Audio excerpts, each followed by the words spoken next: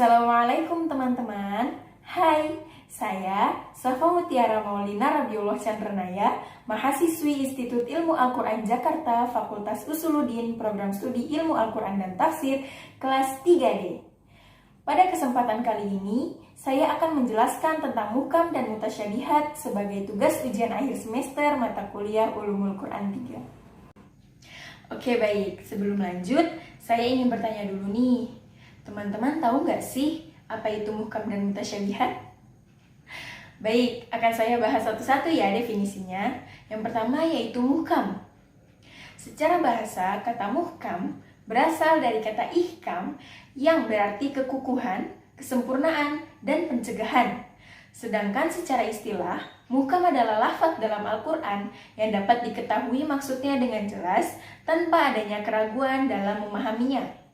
Kemudian yang kedua yaitu definisi mutasyabih. Secara bahasa, kata mutasyabih berasal dari kata tasyabuh yang artinya dua hal yang serupa antara yang satu dengan yang lainnya.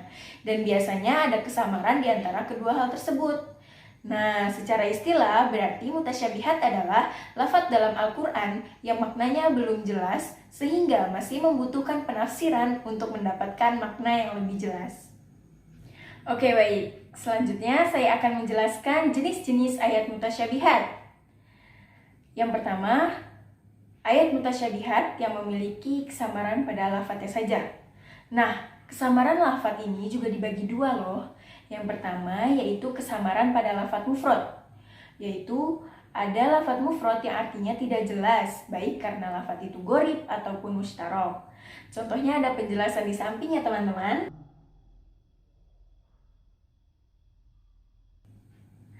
Oke, yang kedua yaitu kesamaran pada lafadz murakkab. Nah, kesamaran pada lafadz murakkab juga dibagi menjadi dua, yaitu lafadz murakkab yang terlalu ringkas dan lafadz murakkab yang terlalu luas. Kalian juga bisa lihat contohnya di samping ya.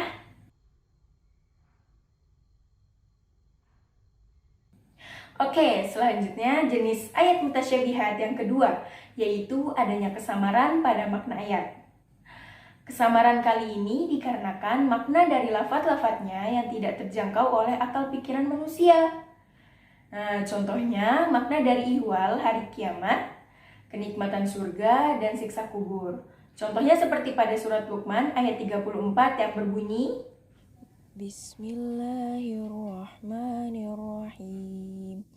Innallaha 'indahu 'ilmus sa'ah wa yunazzilul ghaith wa ya'lamu ma fil arham wa ma tadri nafsum madza taksibu ghadan wa ma tadri nafsum bi ayyi ardin tamut innallaha alimun khabir.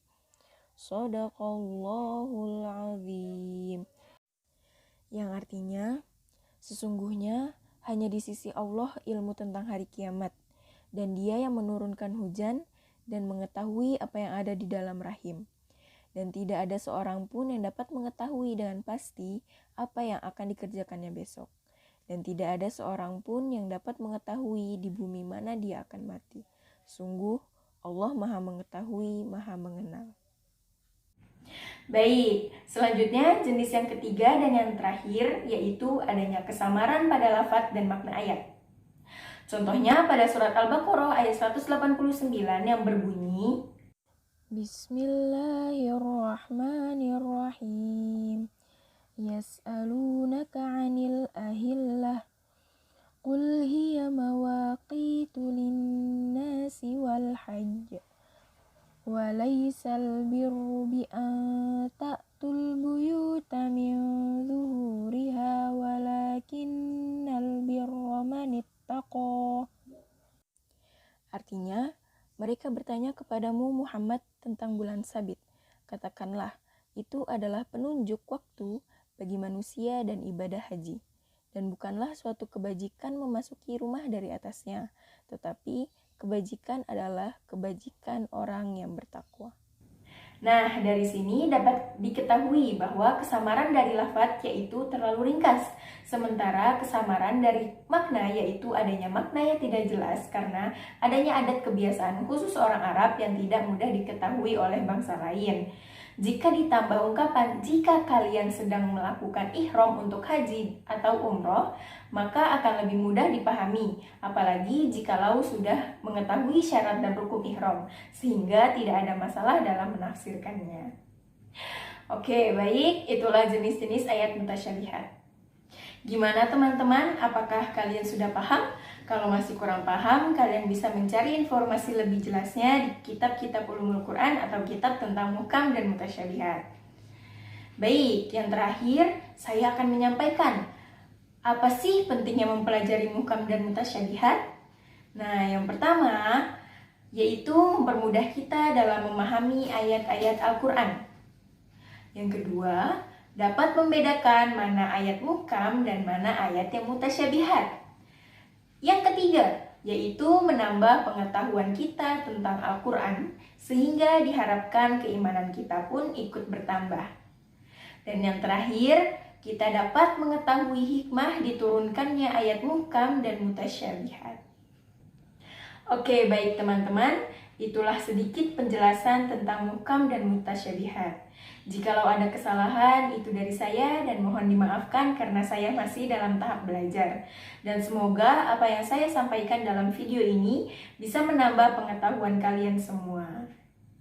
Terima kasih telah menonton video ini sampai akhir. Kurang lebihnya mohon maaf. Wassalamualaikum warahmatullahi wabarakatuh.